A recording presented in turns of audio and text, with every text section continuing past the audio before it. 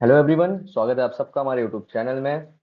तो चलिए जल्दी से शुरू करते हैं। जो सीरीज हमने कल शुरू करी थी यूजीसी नेट जूरिस्प्रूडेंस के मोस्ट इंपॉर्टेंट और एक्सपेक्टेड क्वेश्चंस, जो कि पीवाईक्यू हैं, प्रीवियस ईयर क्वेश्चंस से हैं। तो चलिए अपना पहला क्वेश्चन देखते हैं। चलिए, तो पहला क्वेश्चन हमारा मैच द फॉलोइंग है। क्या कह रहा है कि थ्योरी दी हुई है और जूरिस से मैच करना है कि कौन सी किसकी थ्योरी है। तो थ्योरी ऑफ सोशल सॉलिडारिटी किसने दी है? ये दी है डगेट ने। थ्योरी ऑफ कैटेगोरिकल इंपेरेटिव किसने दी है? ये दी है इमैनुअल कांट ने। इंपेरेटिव थ्योरी ऑफ लॉ है जॉन ऑस्टिन की। और थ्योरी ऑफ लिविंग लॉ है एल्वेज की। इसके हिसाब से हमारा सही ऑप्शन क्या हो गया? थर्ड। ठीक है,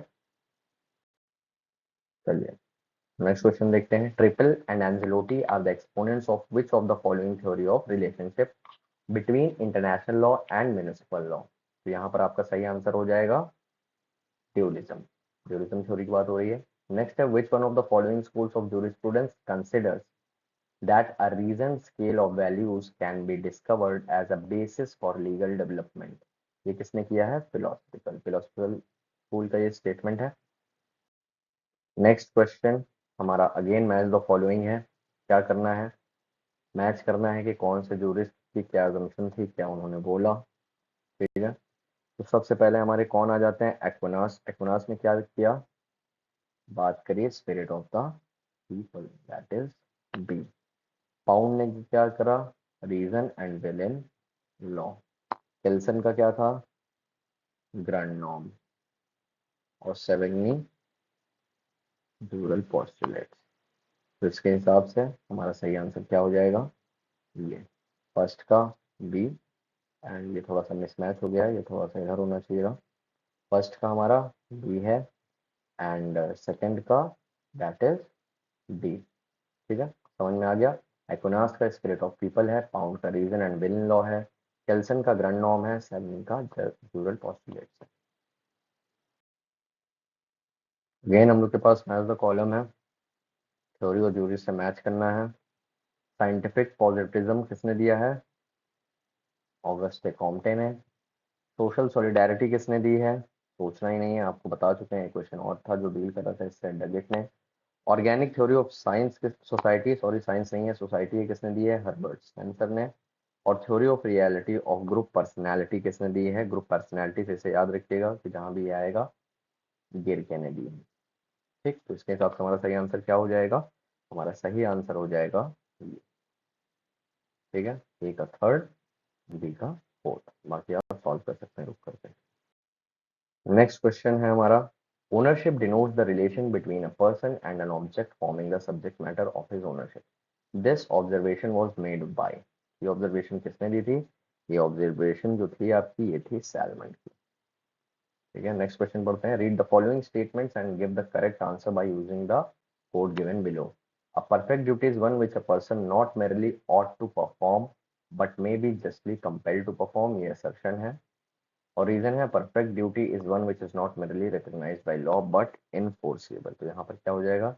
ए and R both are correct and R is the correct explanation of A. ठीक है, नेक्स्ट क्वेश्चन है। जजेस do not make law but only declare what has always been law. This statement is of. ये statement किसने दी है? तो ये स्टेटमेंट है हमारी ब्लैकस्टोन। नेक्स्ट बताना है which of the following statement is are correct in regard to a valid custom. The custom has to possess a sufficient measure of antiquity. The custom must have enjoyed as of a right। ये दोनों तो सही लग रहे हैं। The custom need not be consistent। देखिए ये जहां पर आ गया, need not to be consistent with other custom in the same area, ये गलत हो गया। The custom must be certain and precise। ये भी सही है। तो हमारा सही ऑप्शन क्या हो जाएगा? A B and D. कहाँ पर है? थर्ड। तो सही ऑप्शन क्या हो गया? थर्ड, है ना। क्यों थर्ड स्टेटमेंट गलत है? थर्ड स्टेटमेंट इसलिए गलत है क्योंकि कस्टम को कंसिस्टेंट होना चाहिए दूसरे कस्टम से। एरिया के वैलिड होने के लिए कस्टम मस्ट बी कंसिस्टेंट। ये एसेंशियल है for custom to be valid. चलिए आगे बढ़ते हैं। चलिए देखते हैं अपना पहला क्वेश्चन। पहला क्वेश्चन हमारा क्या है? I think adherence to precedent should be the rule and not the exception. This statement is of Cardozo. ये स्टेटमेंट किसने दिया है? कार्डोजो ने। Which one of the following jurist was hostile to the natural law school? तो सही option हो जाएगा third, that is Jeremy Bentham. और यहाँ पर ये होगा, गलत स्पेलिंग है, ठीक है। Which one of the following jurists is not related to historical school? तो यहाँ पर क्या होगा, एरलिच, ठीक है। आगे बढ़ते हैं। नेक्स्ट क्वेश्चन है हमारा, which one of the following sources of law has the basis under article 141 of the constitution of India? तो हमारा सही आंसर हो जाएगा प्रेसिडेंट। नेक्स्ट है, read assertion and reason and give the correct answer using code given below. A legal right is a legally protected interest. An element of advantage is essential to constitute right. तो यहाँ पर क्या हो जाएगा, यहाँ पर A is right but R is wrong, ये सही है। और रीजनिंग इसकी गलत है। एलिमेंट ऑफ एडवांटेज एसेंशियल नहीं होता है राइट कॉन्स्टिट्यूट करने के लिए। It is a claim recognised by law for purpose of securing it. ठीक है, क्लियर हो गया। चलिए आगे बढ़ते हैं। तो नेक्स्ट क्वेश्चन है हमारा, फिर मैच द फॉलोइंग। क्या है ये है law in a changing society किसने दिया है, फ्रेडमैन ने दिया है। Human law and human justice किसने दिया है, स्टोन ने दिया है। मोरालिटी ऑफ लॉ किसने दिया है, फुलर ने दिया है। और एंशियंट लॉ किसने दिया है, ठीक है, क्लियर हो गया। तो इसके हिसाब से हमारा सही आंसर ये हो जाएगा। ठीक है, याद रखिएगा, इसी को बार बार देखिएगा तो ये आपके दिमाग में रह जाएगा। Who may be regarded as the leading contemporary representative of British positivism? तो कौन है, यहाँ पर है हार्ट। हमारा सही आंसर होगा सेकंड, दैट इज हार्ट। तो again we have one match the following.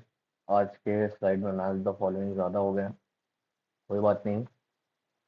तो फर्स्ट विल थ्योरी दिया हुआ है, will theory the theory of legal right, तो ए का थर्ड हो गया। कंसेशन थ्योरी किससे रिलेटेड है, लीगल पर्सन से। डिक्लेरेटरी थ्योरी प्रेसिडेंट से। और आपका command theory is Austin, that is analytical school. ठीक है, तो इसके हिसाब से आपका सही ऑप्शन क्या हो जाएगा, ए का थर्ड, बी का फर्स्ट। ए का थर्ड, बी का फर्स्ट, सी का fourth and D is second, that is third. तो आपका सही ऑप्शन क्या हो गया, थर्ड।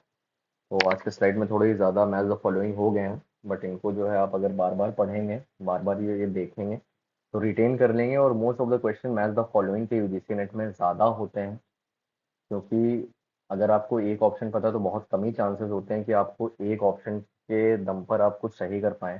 तो आपको मोस्ट ऑफ द चीज़ें पता होनी चाहिए। तो जितना आप इस सब्जेक्ट को रिवाइज करेंगे, जितना रिटेन कर पाएंगे एग्जाम में, उतना ये हेल्पफुल होगा। इसको यूनिट वाइज पढ़ने का कोई मतलब नहीं है, या आप कवर कर सकते हैं थोड़ी बहुत यूनिट, लेकिन आप चांसेस हैं कि आप जूरिस्प्रूडेंस भूल जाएंगे, क्योंकि किसी के लिए भी ये रिटेन करना इजी नहीं होता। चलिए आगे देखते हैं।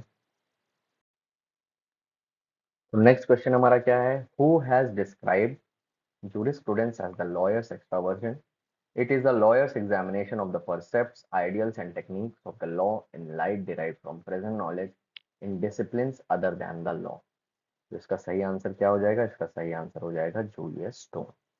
सही आंसर है। The term legal theory has been first time coined by W Friedman, ये इसका सही आंसर है। कई जगह आपको ऑप्शंस में और ऑनलाइन सोर्सेज में भी आपको ये ऑप्शन मिल सकता है, रोनाल्ड डॉर्किन, लेकिन ये गलत है।